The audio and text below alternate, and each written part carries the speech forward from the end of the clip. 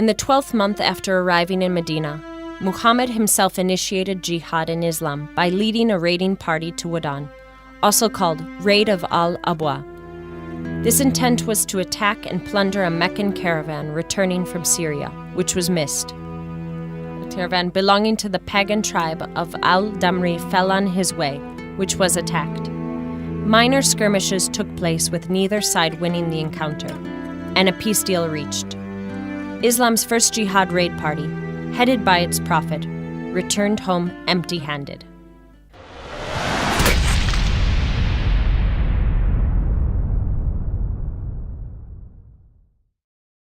Muhammad soon sent another big raiding party of 60 to 80 fighters, all of them Meccan emigrants, led by Ubaidah bi al-Harith, to attack a Meccan caravan.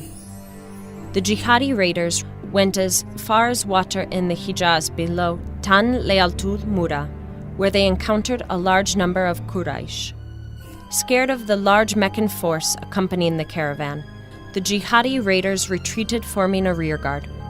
From the rearguard, jihadi Sa'd bi Abu Waqqas shot arrows at the Meccans, the first arrows shot in Islam. Sa'd wrote of his bravery, "Has the news reached the apostles of God, what I protected my companions with my arrows? No archer who shoots an arrow at the enemy will be counted before me, O apostle of God." Thus, the second attempted jihad raid also failed.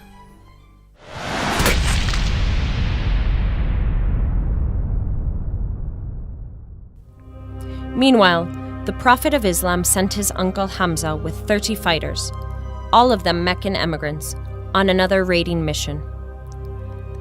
They reached the seashore near Al-Is, where they met a Meccan caravan led by Abu Jahal and protected by a large band of 300 riders.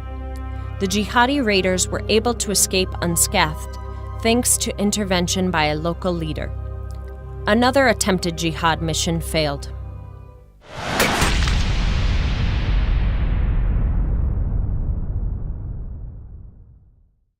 With repeated failure of his jihad missions, Muhammad himself led the next raid against a Meccan caravan.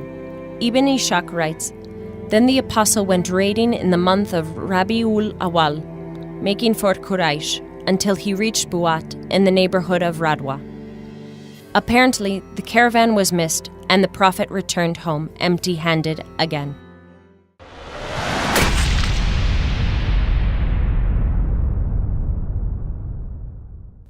Muhammad soon led another jihad raid himself in pursuit of a Meccan caravan. The raiding party apparently lost its way and wandered across the sandy desert for more than a month. At last, it reached Al-Ushaira in the valley of Yanbu. The targeted Meccan caravan was nowhere to be seen. The Prophet returned to Medina empty-handed.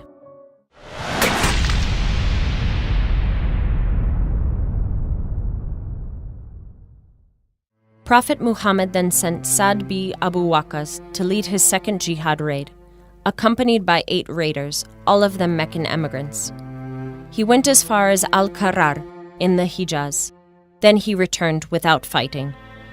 So, until this point, the Holy Prophet of Islam, who received regular communication and guidance from the Almighty Allah through Angel Gabriel, undertook at least 6 recorded jihad missions, hoping to plunder Meccan caravans returning with supplies from Syria.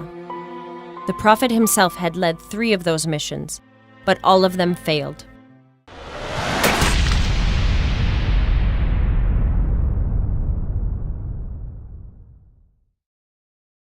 In January 624 AD, about 18 months after arriving in Medina, Prophet Muhammad sent his cousin Abdullah bin Jahsh with 8 or 12 raiders, all of them Meccan emigrants. Muhammad handed a letter to Abdullah, ordering him to open it after 2 days of journey. When Abdullah opened the letter, it read, "When you have read this letter of mine, proceed until you reach Nakhla between Mecca and Al-Taif. Lie in wait there for Quraysh." Abdullah informed the members of his party what the Prophet had ordered and said, "If anyone wishes for martyrdom, let him go forward, and he who does not, let him go back. As for me, I am going on as the Prophet has ordered." They traveled for 9 days to reach Nakhla, just 2 days' journey away from Mecca. There they spotted a Meccan caravan, loaded with dry raisins and other merchandise, protected by 4 persons only. Seeing the party of Abdullah from a short distance, they felt scared. Not to scare the caravan away, Abdullah's accomplice, Ukasha, who had shaved his head, came forward. Seeing bald-headed Ukasha, they felt safe and said, "They are pilgrims, you have nothing to fear from them." It was the season of performing Umrah at the Kaaba temple, during which pilgrims shaved their heads.